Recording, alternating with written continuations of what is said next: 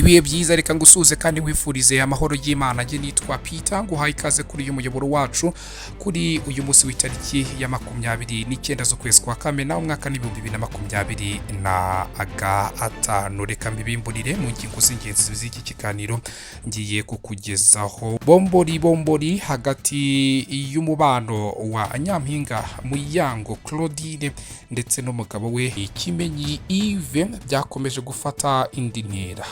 Umuvangavanga muziki DJ Brianne yashinjwe kuba ashobora kuba ari mu rukundo rukomeye cyane n'uyu mukobwa wakunzwe n'abatari bakeya cyane by'umwihariko ku mbuga nkoranyambaga ariko no mu biganiro bitandukanye, dore ko yanije mu itangazamakuru ariko akagira n'akandi kazi kihariye ko guhostinga ibitaramo mu mahoteli n'utubari dutandukanye dukomeye two mu mujyi wa Kigali. Turabyinjiramo, byajemo abantu benshi batandukanye muri iki kiganiro ngiye kukugezaho ku buryo burambuye. Turaza kubigarukaho byose ibijyanye n'amasezerano yasinywe hagati y'u Rwanda na Repubulika Iharanira Demokarasi ya Kongo.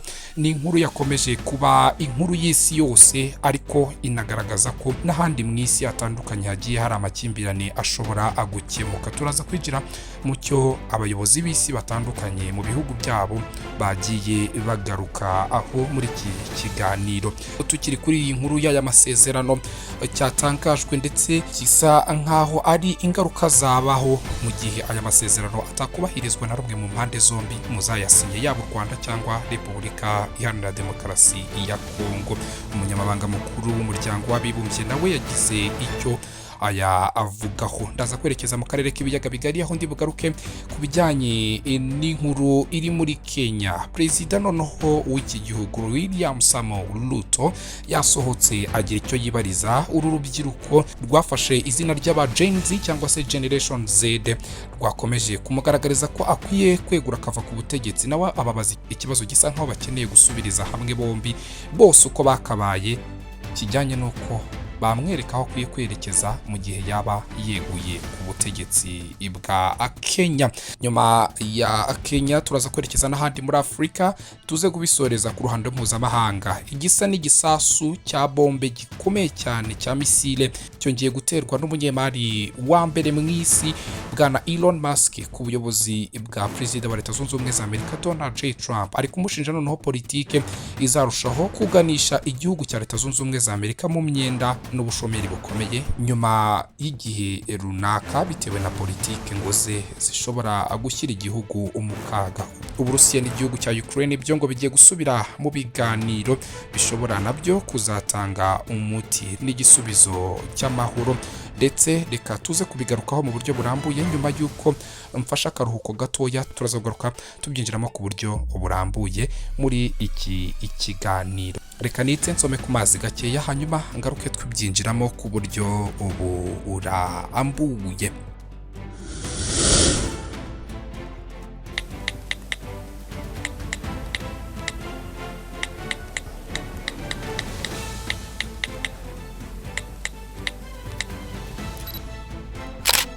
Reka tubihere ku nkuru ivuga ko Perezida w'Ubufaransa uyu ni Emmanuel Jean-Michel Macron n'abandi banyepolitike hirya no hino mu isi bashimye amasezerano y'amahoro u Rwanda na Repubulika Demokarasi ya Kongo byagiranye ku itariki ya 27 z'uku kwezi uyu mwaka, bagaragaza ko atanga icyizere cy'amahoro arambye mu karere ka Afurika y'ibiyaga bigari. U Rwanda na Repubulika Iharanira Demokarasi ya Kongo byagiranye aya masezerano ku mugoroba wo ku itariki ya 27 babifashijwemo na Leta Zunze Ubumwe za Amerika zabahuje mu biganiro byabanje. Ingingo zikubiyemo zirimo kubaha ubusugire n'ubwigenge bwa buri gihugu, gusenya umutwe w'iterabwoba wa FDLR niwushamikiyeho, gukuraho ingamba z'ubwirinzi z'u Rwanda rwashyizeho no gucyura impunzi. Perezida Emmanuel Jean-Michel Macron w'Ubufaransa yavuze ko aya masezerano ari intambwe y'amateka itewe nyuma y'imyaka myinshi y'ububabare. Yagize ati amasezerano y'amahoro ya Repubulika Demokarasi Demokarasi ya Kongo n'u Rwanda bibifashijwemo na Leta Zunze Ubumwe za Amerika. Ari intambwe y'amateka nyuma y'imyaka myinshi y'ububabare. Ni inkuru nziza ku karere k'ibiyaga bigari, ku banyekongo n'abanyarwanda. Ubufaransa buboherereje ubutumwa bw'icyizere, amahoro agomba kuboneka. Emmanuel Jean-Michel Macron n'umwe mu bakuru b'ibihugu bagerageje guhuza ibi bihugu byombi kuva mu mwaka w'ibihumbi 2022 ubwo amakimbirane yatutumbaga hagati y'impande zombi biturutse ku mpamvu z'umutekano. Muri Nzeri y'umwaka wa 2022 Perezida Emmanuel Jean-Michel Macron yahurije Perezida w'u Rwanda na Perezida wa Repubulika Demokarasi ya Kongo Felix Antoine Tshisekedi Chilombo i New York muri Leta Zunze Ubumwe za Amerika, baganira ku buryo aya makimbirane yahagarara nuko amahoro arambye yaboneka mu karere muri rusange. Igikorwa cyo gusinya aya masezerano cyitabiriwe n'abahagarariye umuryango wa Afurika yunze ubumwe African Union, igihugu cya Katari nabyo byagize uruhare mu biganiro byahuje ibi bihugu byombi biri mu Rwanda na Repubulika Iharanira Demokarasi ya Kongo mu bihe bitandukanye.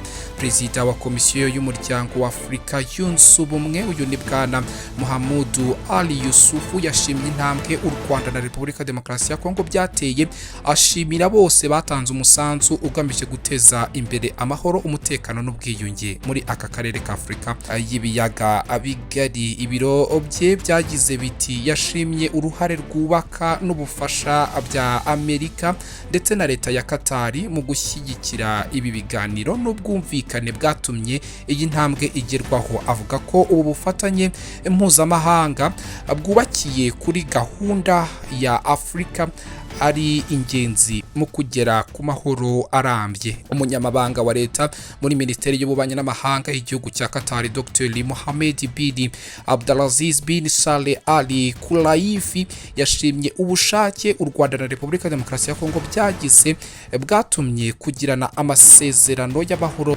bishoboka, agaragaza ko igihugu cye gitewe ishema n'umusanzu cyatanze. Uyu Dr. Mohamed witabiriye umuhango wo gusinya ayo masezerano yagaragaje ko yizeye ko aya masezerano azafasha akarere ka Afurika y'ibiyaga bigari kubona amahoro n'umutekano.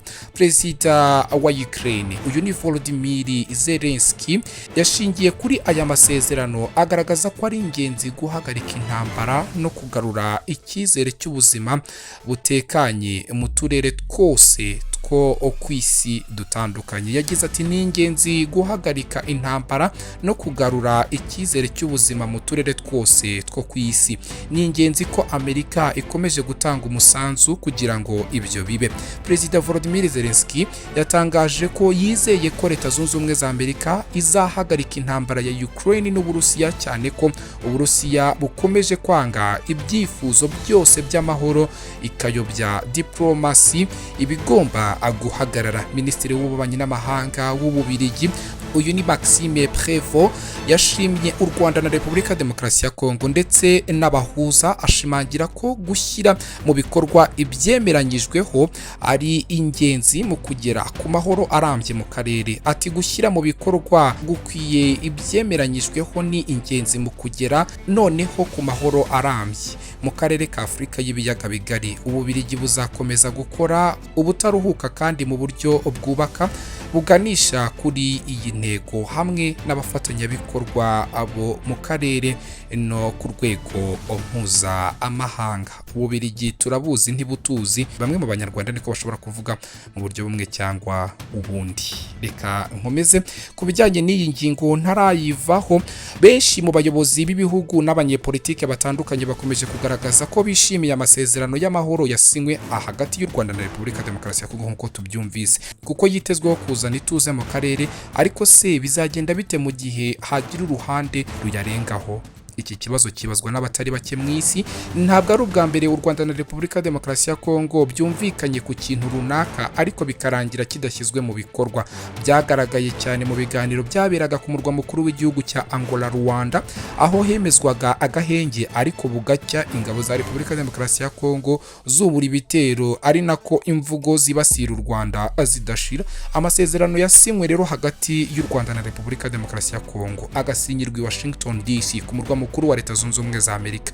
Arimo ingingo zitandukanye zigaruka cyane ku bijyanye no gusenya umutwe wa FDLR, gukuraho ingamba z'ubwirinzi z'u Rwanda, kubaha ubusugire bw'ibihugu byombi, kwirinda ubushotoranyi no gucyura impunzi. Imbere y'umunyamabanga wa Leta Zunze Ubumwe za Amerika ushinzwe ububanyi n'amahanga uyu ni bwana Marco Rubio, abahagarariye Katari, Togo n'umuryango wa Afurika yunze ubumwe, minisitiri w'ububanyi n'amahanga w'u Rwanda yari ambasaderi Olivier Nduhungire wari uhatubereye, yagaragaje ko u Rwanda rwiteguye kubahiriza ibigenwa n'aya masezerano. Mu ijambo rya ambasaderi Olivier Nduhungire nk'uko twabikugejejeho ubwo aya masezerano yasinywaga, yagaragaje ko impungenge ku byerekeye iyubahirizwa ry'aya masezerano asaba ko Leta Zunze Ubumwe za Amerika yakomeza guherekeza impande zombi mu rugendo rwo kuyashyira mu bikorwa, kuko atari ubwa mbere hasinywe ibintu ariko ntibyubahirizwe. Yagize ati tugomba kwemera ko hari ugushidikanya gukomeye mu karere kacu no hanze yako, kuko amasezerano yabanje menshi atagiye ashyirwa mu bikorwa. Nta gushidikanya ko urugendo ruri imbere rutazoroha, ariko ku bufatanye bukomeje bwa Leta Zunze Ubumwe za Amerika n'abandi bafatanyabikorwa, twizera ko tugeze ahantu hadufasha guhindura ibintu. U Rwanda rwiteguye gukorana na leta y'i Kinshasa kugira ngo rushyire mu bikorwa ibyo twiyemeje. Nyuma yo gusinya aya masezerano, Minisitiri Ambasaderi Olivier Nduhungirehe na mugenzi we wa Repubulika ya Demokarasi ya Kongo uyu ni Madame Teresa Kayikwamba Wegina bakiriwe na Perezida Donald J. Trump mu biro bye biri muri Washington DC. Ibiro bye bisanzwe bizwi nka White House, ariko by'umwihariko office akoreramo ya Biro Oval. Mu ijambo Olivier Nduhungirehe yavugiye muri ibi biro bya Perezida wa Leta Zunze Ubumwe za Amerika, Ambasaderi Olivier Nduhungirehe yongeye kugaragaza impungenge ku bushake bw'igihugu cya Repubulika ya Demokarasi ya Kongo bwo kubahiriza aya masezerano, asaba Trump kuzababa hafi. Ati urakoze cyane Perezida, uyu ni umunsi w'amateka kubera ko ari ugusinya amasezerano y'amahoro hagati ya Leta ya Kongo n'u Rwanda mu kurangiza amakimbirane amaze imyaka irenga 30. Mu bihe bishize hari uburyo bwinshi bw'ubuhuza bwabayeho, ariko nta na bumwe bwatanze umusaruro. Yakomeje agaragaza ko impamvu ubuhuza bwa Leta Zunze Ubumwe za Amerika bwatanze umusaruro ari imikorere myiza y'ubuyobozi bwa Perezida Donald J. Trump n'izindi ngingo nshya zashyizwe mu masezerano. Ati twizera ko ari ukubera ubuyobozi bwawe no kwiyemeza kwawe muri uru rugendo, ariko kandi no kubera uburyo bushya bwajemo ikijyanye n'imikoranire mu by'ubukungu, ikintu cy'ingenzi cyane kizafasha u Rwanda na Repubulika Iharanira Demokarasi ya Kongo gukorana, kuko iki ni igice gikize cyane gifite ubucuruzi bwambukiranya imipaka, gifite amabuye y'agaciro n'umutungo kamere ukungahaweho n'ibi ibice. Bwana Ambasaderi Olivier Nduhungirehe yashimangiye ko aya masezerano azatanga umusaruro Amerika nikurikirana ishyirwa mu bikorwa ryayo. By'umwihariko natwe twakongeraho ko nibikurikirana ku buryo bwiza kandi bwizewe, bakakorana n'impande zombi mu buryo buboneye. Ati Amerika nikomeza kuba hafi y'u Rwanda na Repubulika ya Demokarasi ya Kongo, twizera ko tuzagera ku mahoro arambye, kandi nk'uko mugenzi wanjye wa Repubulika ya Demokarasi ya Kongo yabivuze, ni ingenzi ko Amerika ikomeza kwiyemeza, kubera ko uyu munsi twasinye, ariko dukereye gushyira mu bikorwa ibyo twasinye kugira ngo twinjire muri iki cyerekezo gishya mwavuzeho cy'uburumbuke, kugira ngo dusarure inyungu z'ubukungu zishingiye ku mahoro. Kugira ngo iyi gahunda y'imikoranire mu by'ubukungu ishyirwe mu bikorwa, ni ingenzi ko Amerika iherekeza impande zombi mu ishyirwa mu bikorwa ry'ibyo twasinye, kubera ko mu bihe byashize hasinywa amasezerano menshi. Twizeye ko hamwe n'ubuyobozi bwawe na Amerika tuzagera kuri iyo ntego. Uretse Minisitiri Ambasaderi Olivier Nduhungirehe, impungenge ku ishyirwa mu bikorwa ry'aya masezerano byanagaragajwe n'abanyamakuru bari bitabiriye uyu muhango mu biro indani bya Perezida wa Leta Zunze Ubumwe za Amerika. Umwe muri aba banyamakuru yabashije Perezida Trump ikizakorwa mu gihe aya masezerano yaba atubahirijwe. Perezida Trump utajya akunda kuripfana yahise agira ati tuzakorana nabo kugira ngo bishyirwe mu bikorwa.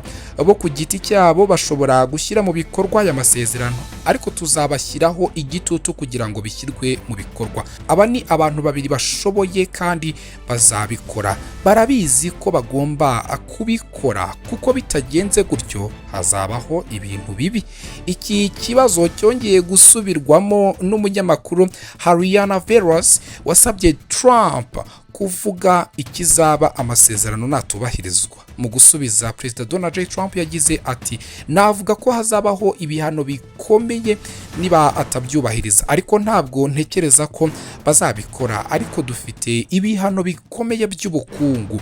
Byitezwe ko mu kubahiriza aya masezerano hagomba guherwa ku ngingo yo gusenya umutwe wa FDLR, hakabona gukurikiraho iyo gukuraho ubwirinzi bw'ingenzi cyangwa bwashyizweho n'u Rwanda, bivuze ko ingingo ya kabiri itakubahirizwa, iya mbere itararangira.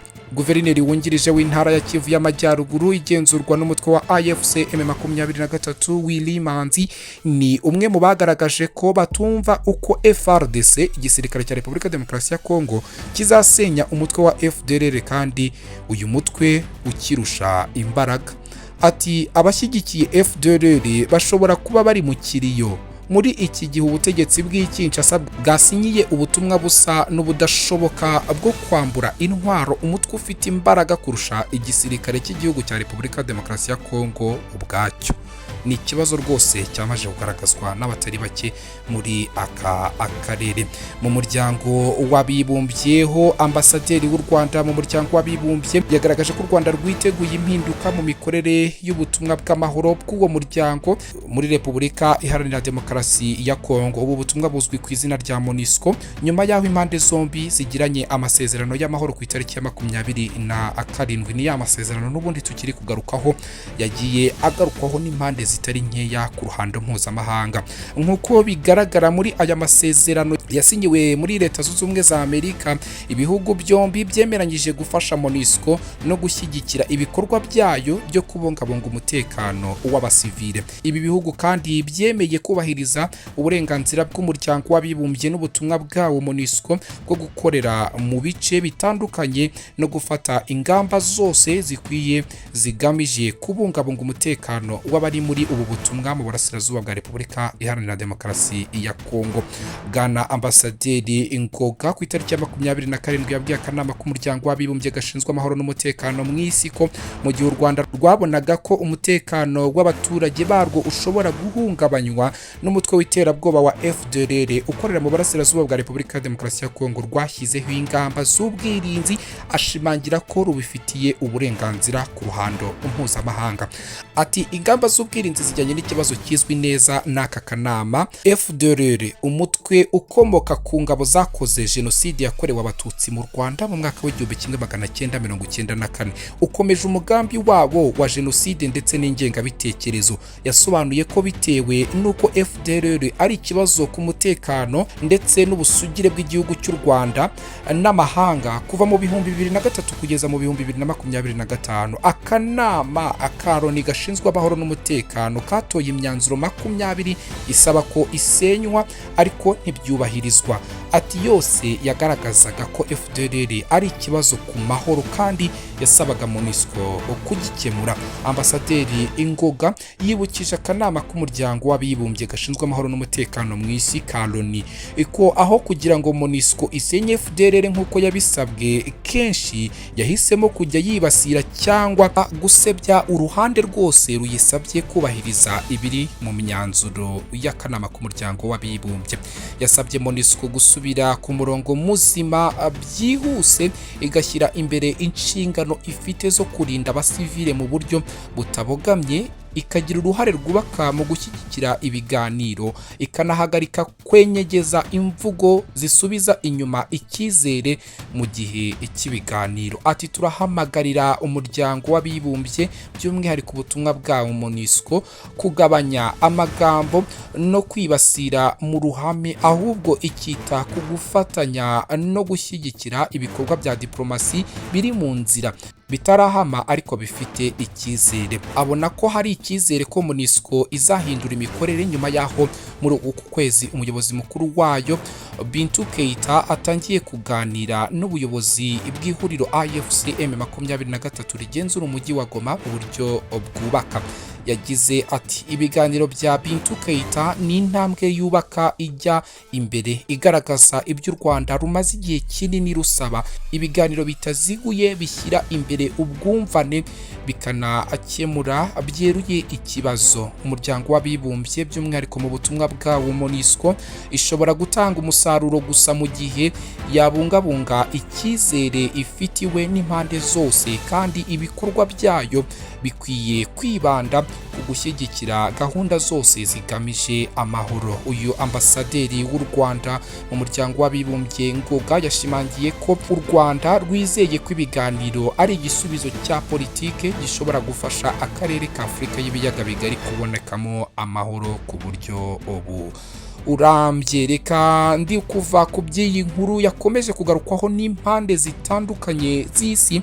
Umunyamabanga mukuru w'umuryango w'abibumbye we Antonio Guterres yatangaje ko yishimiye amasezerano y'amahoro yashyizweho umukono hagati y'u Rwanda na Repubulika Iharanira Demokarasi ya Kongo, nawe by'umwihariko aragaragaza ko aya masezerano atanga icyizere mu kugarura amahoro arambye muri kariya karere. U Rwanda na Repubulika Demokarasi ya Kongo byagiranye amasezerano muri Leta Zunze Ubumwe za Amerika. Ingingo zikubiyemo zirimo kubaha ubusugire n'ubwigenge bwa buri gihugu, gusenya umutwe w'iterabwoba wa FDLR n'uwushamikiyeho wese, gukuraho ingamba z'ubwirinzi u Rwanda rwashyizeho no gucyura impunzi. Antonio Guterres, itangazo uyu munyamabanga w'abibumbye mu isi Antonio Guterres yasohoye ku itariki ya 28 rigaragaza ko iyi ari intambwe ikomeye yo guhagarika intambara, kugarura amahoro n'ituze mu burasirazuba bw'iki igihugu ndetse no mu karere k'ibiyaga bigari muri rusange. Yagize ati aya masezerano ni intambwe ikomeye igiye gufasha kugabanya umwuka mubi, kugarura amahoro ndetse no kongera kuzana ituze mu burasirazuba bwa Repubulika Demokarasi ya Kongo ndetse no mu karere k'ibiyaga bigari muri rusange. Antonio Guterres yashimiye ubuyobozi bwa Leta Zunze Ubumwe za Amerika bukomeje kugira uruhare rukomeye muri ibi biganiro byo kugarura amahoro muri Repubulika Demokarasi ya Kongo, ifatanyije n'igihugu cya Katari hamwe na Perezida wa Togo Fore Esozima Nyasimbe uhagarariye umuryango wa Afurika yunze ubumwe nk'umuhuza muri ibi biganiro. Yakomeje ashimira uruhare rw'abashyizweho n'umuryango wa Afurika y'Iburasirazuba EAC ndetse n'umuryango wa Afurika y'Amajyepfo w'ubukungu SADC kugira ngo bafashe muri ibi biganiro. Uyu muyobozi yahamagariye impande zombi kubaha ibikubiye mu masezerano no kubahiriza imyanzuro ya 20 y'akanama k'umuryango w'abibumbye gashinzwe amahoro n'umutekano mu isi, harimo guhagarika imirwano. Uyu mwanzuro uheruka wako kanama ufite nimero 2773 ushinja Leta ya Repubulika Demokarasi ya Kongo gutera inkunga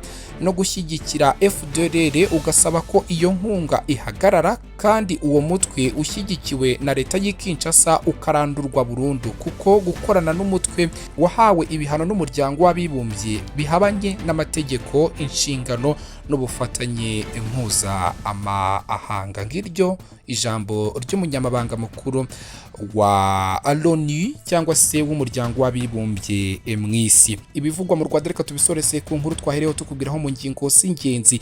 Iby'inyarugenge niko ibinyamakuru mu Rwanda byanditse ntibyoroshye. Umugani wa muhanzi wabiririmbye, umuntu arahumbya gake yahumbura amaso agasanga ibintu byahinduye isura byadogereye.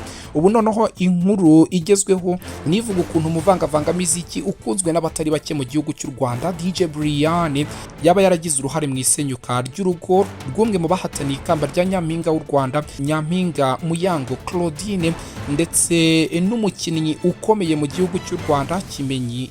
Bamaze iminsi badacana uwaka ariko bagakomeza kubihisha itangazamakuru, mbese batwitse inzu ngo bahisha umwotsi. Imbarutso yo kumenyekana kw'aya makuru y'amabanga y'urugo rwo kwa Nyampinga Muyango ndetse n'uyu mukinnyi wa ruhago Kimenyi yaturutse ku mwuka mubi wavumbutse hagati y'uwitwa Keza Teliski, umwe mu bakobwa beza bakunzwe cyane. Uyu yahoze ari umufasha w'umwe mu banyamideli ndetse bafite iduka rikomeye mu Rwanda ricuruza imyambaro, ari we The Trainer, ndetse n'uyu wigeze guhatanira ikamba rya nyampinga w'u Rwanda, nyampinga Muyango Claudine.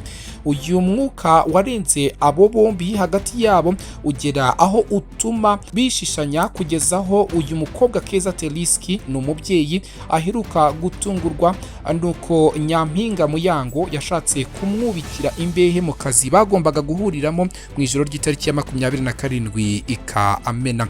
N'akazi bagombaga guhuriramo n'undi mukobwa ukunzwe n'abatari bake mu gihugu cy'u Rwanda, Shadibu, mu kabari kitwa Paddock Lounge. Gusa uyu mukobwa Keza Teliski yavuze ko ku itariki ya 26 Kamena uyu mwaka nyampinga Muyango ngo yahamagaye ba nyiri kariya kabari gakomeye cyane, ababwira ko badashobora gukorana, ko bakwiye guhitamo umwe muri bo. Mu butumwa burebure yasangije abamukurikira ku mbuga nkoranyambaga ku munsi wakurikiyeho, Madame Keza Teliski yavuze ko we yafashe icyemezo cyo kureka ako kazi agahitamo kugaharira nyampinga Misi Muyango Claudine, ari nayo mpamvu atigeze agera ahaberaga ibi birori kuri aka kabari ka Paddock Lounge. Mu kiganiro cyabereye rero ku rubuga rwa TikTok mu buryo bwa live, byavuzwe ko Keza yagiranye ikibazo na nyampinga Muyango biturutse ku mubano udasanzwe ngo yagiranaga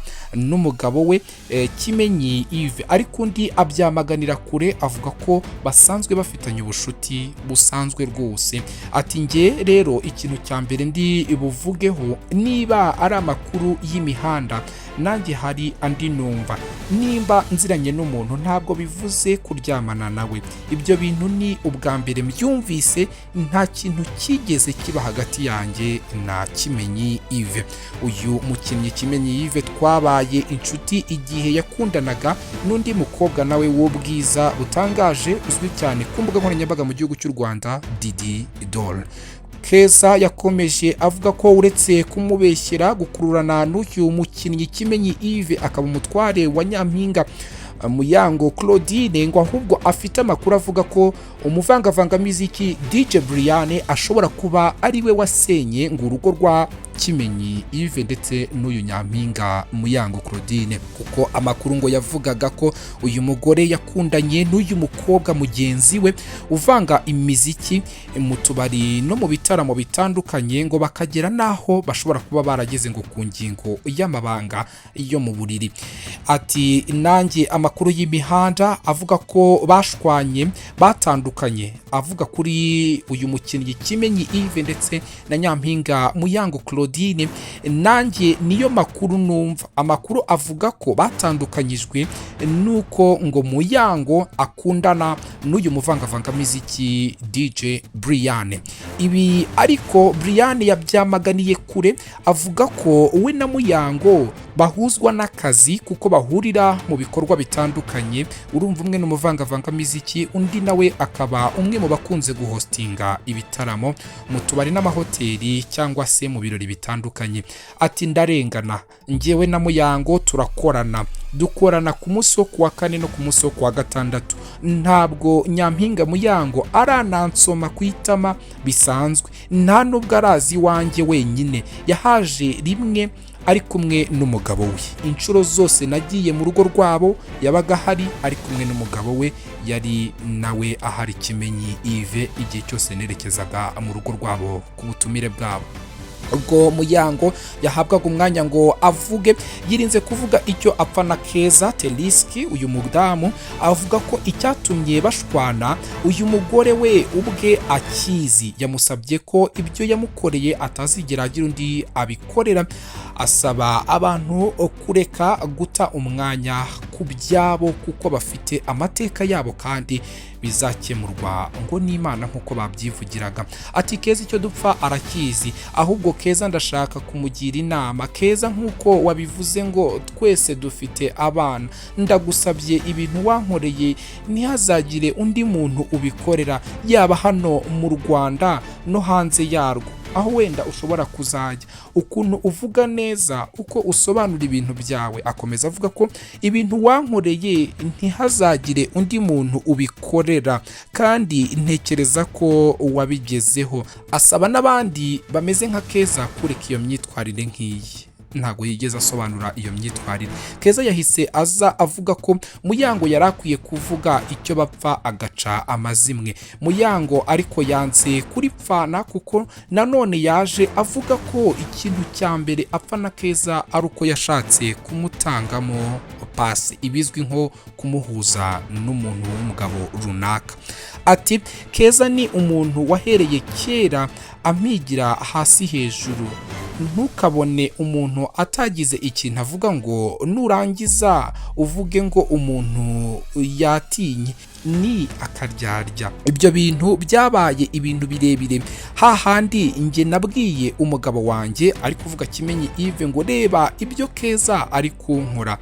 Biba ngombwa ko duhamagara uwo mugabo yashakaga akumpa. Yakomeje avuga ko ibyo Keza akora birimo gukangisha abagabo afitiye amashusho y'ubwambure bwabo kuyashyira hanze mu gihe baba batamuhaye ngo amafaranga. Ku byo kuryabana n'uyu muvangavangamiziki Brianne, Nyampinga Muyango yavuze ko ari urwitwazo rwazanywe na Keza kugira ngo yinjire mu rugo rwe. Ati urwo rwitwazo rwo kuryamana n'uyu muvangavangamiziki Brianne narwo rwazanywe na Keza kugira ngo yinjire iwanjye. Ubwa mbere yarabanje agerageza iby'umugabo biramunanira, ubwa kabiri azana Brianne, ubwa gatatu atangira kujya ahamagara abantu anteranya. Icyo nagusaba Keza, ba umuntu. Mu kunyomoza iby'uyu wigeze guhatanira ikamba rya Nyampinga w'u Rwanda, Nyampinga Muyango Claudine yavuze Keza yahise ashyiramo amajwi ya Kimenyi ari kumubwira ukuntu uyu muvangavangamiziki DJ Brianne yamutwaye ngo umugore, kugeza aho yari asigaye ngo amujyana muri gym, kandi we yaramukoragaho undi akamubera ibamba ibijyanye no kumusaba gukora inshingano nk'abashakanye. Atejo bundi nagiye kubona mbona Muyango aharaye gym, ibizwi nko gukora imyitozo ngororamubiri. Mbona umuvangavangamiziki Brianne nawe arayiharaye. Mbere Muyango naramubwiraga ngo tujyane, nkabona n'umunebwe. Ubu umuntu ari kubyuka akijyana ku cyumweru. Mbona Brianne ari we muntu umuturisha mu buryo nge ntazi. Ngibyo ibyumvikanye mu majwi y'uyu umukinnyi Kimenyi Yves yaganiriraga uyu mubyeyi Keza Ateriski. Nawe naramubwiye Muyango nti nsigaye mbona warabaye umukobwa uryamana nabo bahuje igitsina, n'ukuri kw'Imana. Rero Muyango dutandukanye nk'ukuntu natandukanye. Akomeza avuga n'ibindi bigishi bitandukanye.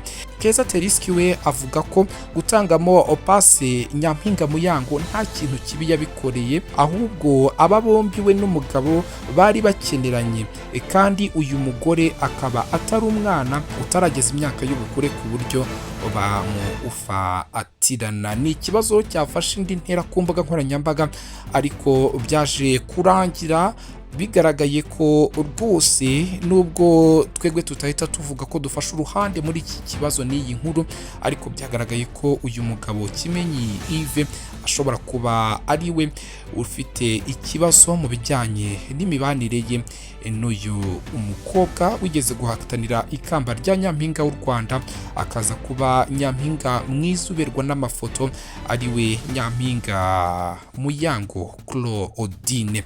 Reka ibyo avuga mu Rwanda bisoreza aho nerekeze kubiri kuvugwa hanze y'u Rwanda. Nyuma y'aka karuhuko gatoya, reka nitse nsome ku mazi, ndagaruka tubyerekeza hakurya y'imipaka y'u Rwanda. Turabihera mu karere k'ibiyaga bigari, tuze kubisoreza ku ruhando mpuzamahanga.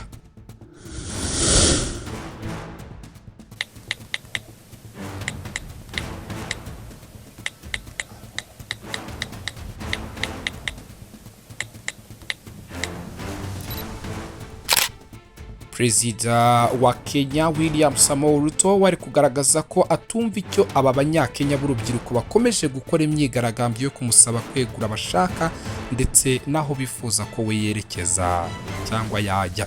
Ni ingingo William Samoei Ruto yagarutseho mu mpera z'iki cyumweru ubwo tukugezaho iyi nkuru nyuma y'imyigaragambyo yabereye hirya no hino muri Kenya imusaba akwegura. Muri iyi myigaragambyo abaturage bumvikana cyane mu ntero igira iti Ruto must go. Ni ijambo ry'icyongereza tugenekereje mu kinyarwanda twavuga ngo Ruto agomba kugenda. Mu butumwa uyu perezida wa Kenya yageneye abigaragambya yavuze ko yabakurikiranye bihagije ariko atazi neza icyo bashaka. Ati kuri aba bantu bigaragambya bavuga ibintu bitatu. Bavuga ko bakunda Kenya ariko banga abayobozi babo. Bavuze nanone ibijyanye na manda imwe ndetse banavuze ko Ruto agomba kugenda. Ibyo ni ibintu numvise. Yakomeje avuga agira ati ndashaka kubabaza ibi kubera ako niba mukunda Kenya by'ukuri nk'uko mubivuga mwitwika igihugu cyanyu. Niba koko uvuga ko ukunda iki gihugu wiba ikibazo shaka uko tuzabona ibisubizo. Niba mwanga abayobozi ndashaka kubabwira ko urwango ruzana amakimbirane azana urugomo ntabwo ari igisubizo haba ku bushomeri ndetse n'ibindi bibazo Kenya ihanganye nabyo.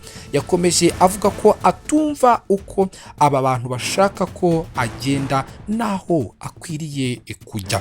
Ati niba nanone ari ukuvuga ngo Ruto agomba kugenda mumbwire uko mushaka ko ngenda. Mureke twibwize ukuri, muba mushaka kuvuga iki iyo muvuga ngo Ruto agomba kugenda? Gute nagenda? Kubera ko dufite itegeko nshinga. Inshuti zanjye, niba mushaka ko Ruto agenda, inama nabagira ni mushake ubundi buryo bwiza bwo kubikoramo. Perezida William Samoei Ruto yavuze ko abashaka ko agenda bakwiye kubikora binyuze mu matora bakumvisha abaturage ba Kenya ko bafite ibisubizo byiza biruta ibyo yabahaye. Ijambo rya Perezida William Samoei Ruto rije nyuma y'iminsi mike Kenya hari imyigaragambyo karundura yabiganjemo urubyiruko rwitwa Hanze bashaka ko yegura kubera ibibazo bitandukanye byugarije igihugu agaragara nk'udashaka kugira icyo abikoraho. Ni imyigaragambyo yubuye mu kwizihiza umwaka umwe ushize habaye indi myigaragambyo y'urubyiruko n'ubundi rwa Hanze yatewe n'umushinga w'itegeko wo kuzamura imisoro mu gihugu. Perezida William Samoei Ruto yaje guhagarika uyu mushinga w'itegeko nyuma yo kotswa igitutu n'uru rubyiruko ku buryo bukomeye cyane. Turabyibuka nk'ibyabaye ejo kubera ko n'umwaka umwe gusa utambutsemo. Mu gihugu cya Uganda ho inzego z'ubuzima muri Uganda zatangaje ko mu minsi iri imbere zizatangira gukoresha umuti wa lenacapavir mu kwirinda ubwandu bw'agakoko gatera sida. Muri uku kwezi kwa Kamena umwaka w'2025 nibwo ikigo gishinzwe ubuziranenge bw'imiti n'ibiribwa muri Leta Zunze Ubumwe za Amerika FDA cyemeje ko uyu muti wa lenacapavir, uyu muti wakozwe n'ikigo cyo muri Leta Zunze Ubumwe za Amerika kimenyerewe ku gukora inkingo Grid Sciences, uterwa umuntu rimwe mu mezi 6, ni ukuvuga inshuro 2 mu mwaka. Uwawutewe ashobora gukora imibonano idakingiye bikamurinda kwandura agakoko gatera sida. Komisiyo ishinzwe kurwanya sida muri Uganda yatangaje ko uyu muti washyizwe ku rutonde rw'ishobora gukoreshwa muri iki gihugu, ko ariko hari bike bizabanza kugenzurwa. Yakomeje itangaza ko mu minsi mike uyu muti uzatangira kuboneka muri Uganda. Uganda yiteze ko uyu muti mushya uzayifasha kugera ku ntego yihaye yo kurangiza ubwandu bw'agakoko gatera sida bitarenze mu mwaka w'2023 ku butaka bwa Uganda. Wakorewe igerageza rya mbere n'irya kabiri mu mwaka w'2024. Ibisubizo bivuyemo bigaragaza ko nta ngaruka ugira ku buzima bw'uwawutewe mu ngeri zitandukanye zawo, kandi intangaruka z'ubuzima bibagiraho abawutewe. Umuyobozi mukuru wa Create Science Daniel Odey yatangaje ko uyu muti wagaragaje ubushobozi bwo kurinda umuntu ubwandu bw'agakoko gatera sida mu rugero rungana na 99.9%. Uganda ni kimwe mu bihugu bya Afrika byugarijwe n'agakoko gatera sida, cyane ko kugera mu mpera z'umwaka wa 2024 abagera kuri 1,049,000 bari bayirwaye. Mu bantu bafite hagati y'imyaka 15 n'imyaka 49, ubwandu buri ku kigero cya 5.1%, mu bagore ukaba buri ku kigero cya 6.6%, mu gihe mu bagabo buri ku kigero cya 3.6%. ubwo ni ubwandu mu gihugu cya Uganda. Reka ibyavugwaga muri Afrika mbisoreza aho ngaho, nerekeze ku ruhando mpuzamahanga. Umunyemari Elon Musk yongeye kwibasira perezida wa Leta Zunze Ubumwe za Amerika. Uyu ni bwana Donald J. Trump amushinja politike izarushaho kuganisha ngo igihugu mu myenda n'ubushomeri. Ni amagambo uyu munyemari mwisi wa mbere ukize yavuze ku munsi wo kwa gatandatu w'iyi weekend turi kugana ku musozo, tariki ya 28 Kamena uyu mwaka, agaruka ku mushinga w'itegeko ujyanye n'ibyo Amerika ishoramo amafaranga. Ni nyuma y'uko Sena yari imaze kuwemeza. Abinyujije ku rubuga rwa X, Elon Musk yavuze ko umushinga w'itegeko wemejwe na Sena uzasenya imirimo ibarirwa muri za miliyoni muri Leta Zunze Ubumwe za Amerika, ndetse utere igihugu ikibazo gikomeye. Ni ubusazi bweruye kandi buzasenya uha amahirwe inganda zo mu bihe bishize ariko ukangiza inganda zo mu gihe cy'ahazaza. Uyu mushinga w'itegeko urimo ingingo zijyanye no kuzamura imisoro hamwe na hamwe, gukuraho nkunganire leta yashyiraga mu nganda zikora imodoka z'amashanyarazi, no kugabanya amafaranga leta yatangaga mu nzego zitandukanye zirimo n'ibitaro. Elon Musk, uyu mukire washyize imbaraga nyinshi mu mushinga wa Tesla wo gukora imodoka zikoresha amashanyarazi, yagaragaje ko uyu mushinga w'ingengo y'imari ari ikizira kidakwiye kwemerwa n'inteko ishinga amategeko ya Leta Zunze Ubumwe za Amerika. Kuva uyu mushinga watangazwa, wateranyije Perezida Donald J. Trump ndetse n'uyu munyemari bari bafatanya akaboko ku kandi, ndetse uyu mugabo ahita atangaza ko yavuye mu mushinga wo kuyobora ikigo Doge yari yarahawe n'uyu mukuru w'igihugu cya Leta Zunze Ubumwe za Amerika. Byari nyuma y'amatora yamushyigikiyemo ku buryo bukomeye cyane. Byageze ngo aho uyu munyemari yicuza ako yashyigikiye Donald J. Trump mu gihe cyo kwiyamamaza kwe, asobanura ko iyo adashyigikira uyu mukuru w'igihugu atari gutsinda. Umudemokrate Madame Kamala Harris watangaga icyizere gikomeye ku ruhando mpuzamahanga, wari unashyigikiwe by'umwihariko abatari gusa n'isi yose ahubwo n'Uburusiya, igihugu rutura nacyo gikunda guhangana na Leta Zunze Ubumwe za Amerika, kuko umuyobozi mukuru w'Uburusiya ariwe Perezida Vladimir Putin yarashyigikiye rwose Madame Kamala Harris. Yanamugaragazaga nk'umuntu ushobora kuyobora Leta Zunze Ubumwe za Amerika ikagera kure kuruta uko Donald J. Trump yari kugaruka ku butegetsi. Bari bahanganye rero mu matora yabaye mu mwaka w'2024 mu kwezi Ugushyingo. Reka nsoreze iki kiganiro n'ubundi mu Burusiya. Mubwire ko Perezida w'igihugu cy'Uburusiya Vladimir Putin yavuze ko igihugu cye cyiteguye ibiganiro bishya bishobora guhuza igihugu cye n'igihugu cya Ukraine mu gukemura ikibazo cy'intambara imaze igihe ihanganishije ibihugu byombi. Ubwo yabazwaga n'umunyamakuru niba icyiciro cya gatatu cy'ibiganiro bizahuza ibihugu byombi kizaba, Putin yemeje ko abayobozi b'amatsinda ari kuganira bakomeje gukorana no kuvugana. Yagaragaje ko imbanziriza mushinga y'ibyifuzwa na buri ruhande nubwo bitandukanye cyane biri mu bigomba kurebwaho muri ibyo biganiro, ariko igihe naho bizabera hataramara kwemeranywaho. Ati ni inyandiko ebyiri zibusanya, ariko nyine nicyo ibiganiro biberaho, kureba inzira zo kuziba icyuho. Kuba rero ibiri muri izo nyandiko bitandukanye ku bwanjye ntabwo byaba ari ibintu bikwiye gutungura abantu.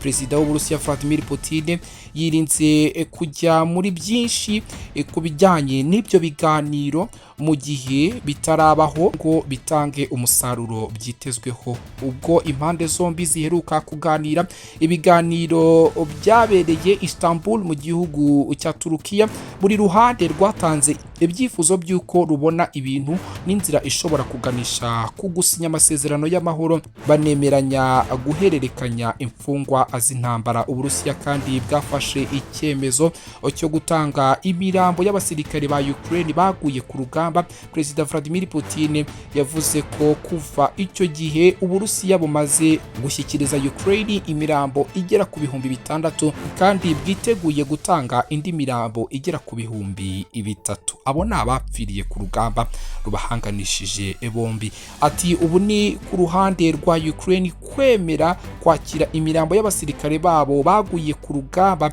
Twumvikanye ko icyo cyiciro nikimara kurangira tuzakomeza ibiganiro ku nshuro ya gatatu. Muri rusange turiteguye, hasigaye gusa kumvikana ku gihe n'ahantu. Perezida w'Uburusiya Vladimir Putin yashimiye Perezida wa Turukiya Recep Tayyip Erdogan ku ruhare rwe mu gushyigikira ibiganiro, aca amarenga ko bishoboka kongera kubera mu gihugu cya Turukiya. Nyemerera ngushimire we twabanye kuri uyu munsi wo ku cyumweru, twari mu kiganiro cyo muri iyi weekend cyihariye. Nge nitwa Peter, wifurije kugubwa neza. Dusubire mu zindi ngingo z'ibiganiro turi kugutegurira mu gihe kiri imbere kuri uyu muyoboro wacu. Ni buri munsi tukugezaho ibiganiro ku buryo burambuye, byihariye kandi advert producer ukorera advertisement, kwamamaza bivuga kuri business yawe na documentaire izabiza ubuhamya bwawe cyangwa ku cyari cyo cyose ushaka gukoreraho mu ijwi ryiza ry'umwimerere bya kinyamwuga. Nyandikira kuri WhatsApp cyangwa umpamagare kuri nimero zikurikira: 0782 89 89 24 78. Advertise with me professionally.